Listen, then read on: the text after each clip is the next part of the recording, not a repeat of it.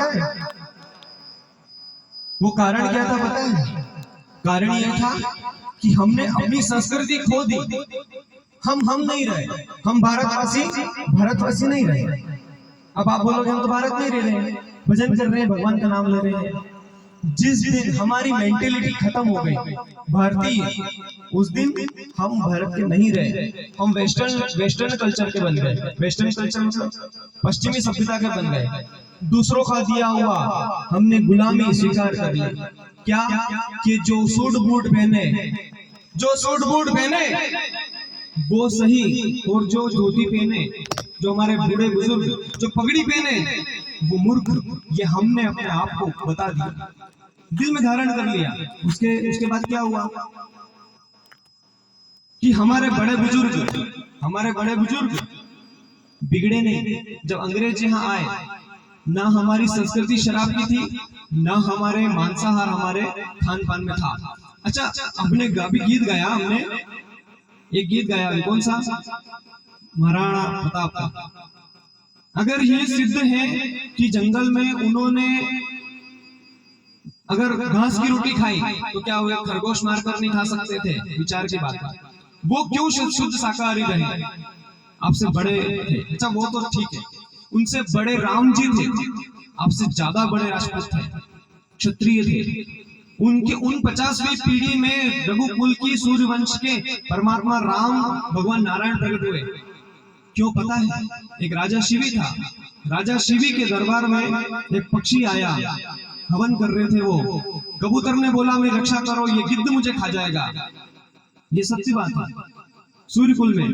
तो उन्होंने बोला कि तुम इसे नहीं खा सकते, ये मेरी शरण में है। शरण में आए हुए उस व्यक्ति को, उस जीव को बचाने के लिए गिद्ध ने बोला मैं भूखा जाऊंगा तुम्हारे द्वार से, मैं भी तुम्हारी शरण में। मुझे अगर भूखा रखा तो भी आपका यज्ञ सफल नहीं हो।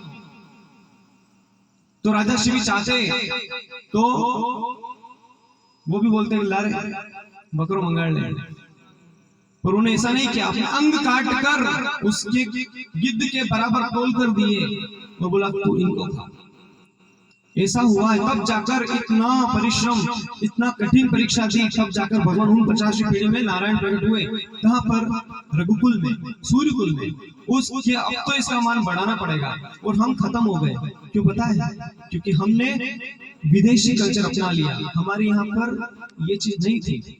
इसमें हनुमान जी बोल रहे हैं, राम जी ने पूछा कि बता उसका अयोध्या लंका कैसी है? तो उन्होंने बोला कि महिष नर धेनु खर अज खल निशाचर बच्चे, मतलब कि वो नर को खा रहे हैं, धेनु को या गाय को खा रहे हैं, वो अज यानी बकरे को, और खर यानी गधे को खा रहे हैं। जैसे वो खल यानी दुष्ट है, वो निशाचर राक्षस है। उनका नाश कीजिए प्रभु जाकर। और भगवान ने, अगर आप बोलते हैं भगवान पाप का नाश करते, पापियों का नाश करते हैं, तो हम क्या कर रहे हैं? क्या हम सत्य के मार्ग पे हैं? क्या ये संस्कृति हमारी है? हमने कुल देवताओं को तुष्ट करने के चक्कर में अपनी जीवा की तुष्टि नहीं की क्या? सोचने वाली बात है। तो हम राम जी को हम इसलिए नहीं बिठा पाए क्योंकि हमने अपनी संस्कृति खो दी। मैं भागवत जी करता हूँ, कथा करता हूँ, तो हमको पीछे संगठन ने यही बात बोली, आप सुंदरकांड करने जाए, भजन संध्या करने जाए, तो हमारा यह संदेश जरूर पहुंचाना आपके माध्यम से। वो ही काम मैं कर रहा हूँ कि ये एक रात राष्ट्र के नाम थोड़ा सा 2 मिनट तो हम चिंतन करें कि क्या अभी भी हमारे पास जो है, मैं आपको बहुत सारी चीज बता सकता हूँ किस तरह षड्यंत्र चल रहा है। हमारे पास से सब जमीनें जाने वाली है, कोई यहाँ पर जमीनें नहीं रहेगी। एक लॉकडाउन हुआ ना, उसमें वो इन्वेस्टिगेशन हो गया, मॉक ट्रायल हो गया। क्या हो गया कि पुलिस आपको मारे, सब लॉ एंड ऑर्डर खत्म कर दिए जाएं और पुलिस आपको मारे, तो आप कौन जनता आवाज उठाएगी? ये लॉकडाउन में बता दिया। दूसरा लॉकडाउन फिर भी लगेगा क्योंकि यहाँ पर अकाल और बहुत सारी मतलब उपद्रव होने वाले हैं। अकाल पड़ेगा, बाढ़ आएगी, जमीन फटेगी, सब कुछ होगा, यहाँ बहुत विनाश होने वाला है। और जिस व्यक्ति के पास अपन कर रहे हैं पैसा पैसा पैसा, जिस व्यक्ति के पास 2 साल का खाना होगा वो पैसे वाला होगा, और जिस व्यक्ति के पास जो रोज 80 करोड़ लोग बोल रहे हैं ना, हम दे रहे हैं 80 करोड़ लोगों को, सब भूखे मरेंगे। उसके लिए अगर सोना गिरवी रखना पड़ा, घर गिरवी रखना पड़ा, जमीन गिरवी रखनी पड़ी, तो रखोगे आप? आने वाले समय में बताएंगे। क्योंकि हमारे बड़े बुजुर्ग बोलते थे ना कि बटन दबाओगे और पानी बाहर आ जाएगा, तो उनको मूर्ख समझते थे लोग। ऐसा कही वे कि बटन दबाने पानी बाहर जा पड़ा। ऐसा हुआ? लोगों ने बोला था ऐसा दिन भी आएगा जब लॉ एंड ऑर्डर सब खत्म हो जाएंगे, सरकार कुछ नहीं कर पाएगी, पुलिस राज होगा, आपको डंडे मारे जाएंगे, खाने को अन्न मिलेगा। तो वो स्थिति हो गई 2 साल हमने देखा है। आप समझते थे कि ये सरकार कांग्रेस चली जाएगी तो अच्छे दिन आ जाएंगे। अब वो लोग सोच रहे हैं कि 400 पार हो जाएंगे तो अच्छे दिन आ जाएंगे। आ जाएंगे क्या? नहीं आएंगे शायद। जितने आपकी जो बैंकें हैं ना, जिन्होंने लोन ले रखा है, वो लोन आपको कभी नहीं चुक पाएगा। धीरे धीरे आपको जमीनें उनको देनी पड़ेगी, कुर्की होगी आने वाले समय में। नहीं तो और कुछ ऐसा बुलाएंगे कि जिससे आप धीरे धीरे अपनी जमीनें छोड़ने को मजबूर हो जाओगे। और हम क्या कर रहे हैं? जमीनें बेच के और इधर उधर खाने पीने के चक्कर में हम अपना घर और अपने सब कुछ बेचते जा रहे हैं और बड़े बड़े बंगले बढ़ाते जा रहे हैं। और बंगले है ना, कुछ भी काम नहीं आने वाले, क्योंकि घर खाता है, देता कुछ नहीं।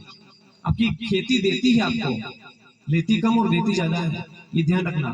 तो खेती आपको छोड़ना नहीं है, लोन आपको लेना नहीं है।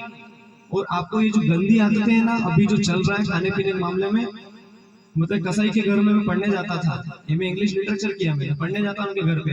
उन्होंने बोला हम क्या खाते हैं, मुसलमान थे, उन्होंने बोला हम क्या खाते हैं, हमसे ज्यादा आपके लोग, दिवाली होती है, होली होती है, दशहरा होता है, तो लोग हड़के हो जाते हैं आपके समाज के हिंदू लोग ही।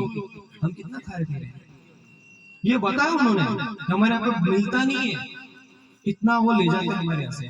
तो आप सबसे रिक्वेस्ट, अगर आपके बाप दादाओं ने अगर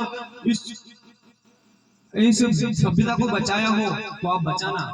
हमारे राजा रजवाड़े चले गए और उनके रहे जिन्होंने धर्म को बचाया। तेजाजी को कोई नहीं पूछता था, परंतु उन्होंने सत्य के लिए उन्होंने अपने वचन के लिए, सत्य के लिए, धर्म के लिए प्राण दिए। तो आज सब पूज रहे हैं। और हमने दूसरों को मार कर खाने के लिए, जीवा की तुष्टि के लिए हमने सब कुछ किया है। इसलिए हम कहाँ इस लेवल पे हैं अभी देख लीजिए भारत में हमारी स्थिति क्या हो गई। आइए इसी के साथ हम सुंदरकांड को विराम देते हैं। पर ये हनुमान जी के और एक